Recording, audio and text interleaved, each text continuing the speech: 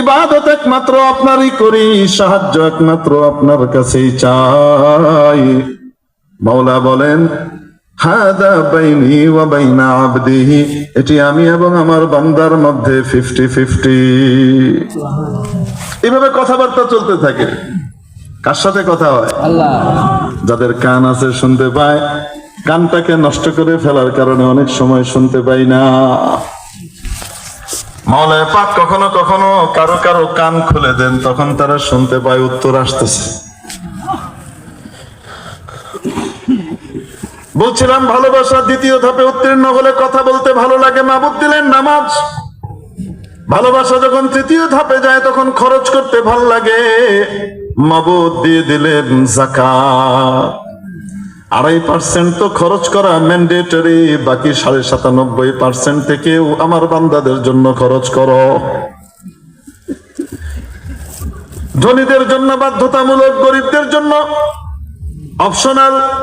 তোমার যা আছে তাই খরচ করো। তুমি যদি আমাকে ভালোবেসে থাকো, তোমার কাছে অল্প আছে, অল্পর ভিতর থেকেই অল্প দাও।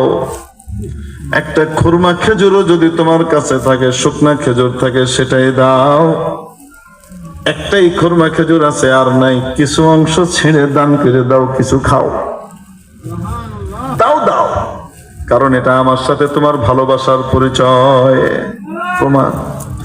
মহব্বত যখন আরো বাড়ে, চতুর্থ ধাপে পৌঁছে, তখন নাওয়া খাওয়া বন্ধ করে দেয়, খাওয়া দাওয়া বন্ধ করে দেয়। রব্বুল আলামিন দিয়ে দিলেন রমাদানুল মুবারাকের রোজা।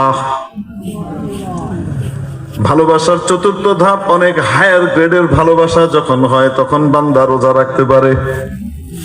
এজন্য মাবুদ বলেন, আস-সাওমু লি ওয়া আনা আজজি বিহি, রোজা একমাত্র আমার জন্য, এটার বিনিময়ে আমি আল্লাহ নিজে দেই।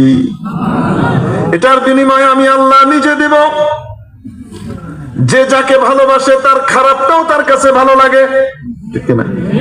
যে যাকে ভালোবাসে তার ভালোটা তো ভালো লাগে, খারাপটাও ভালো লাগে, আছে না নাই?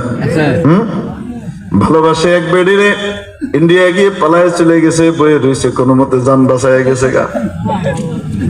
যেহেতু তাকে ভালোবাসে, তাই তার ভালো কাজগুলারে তো ভালো কই।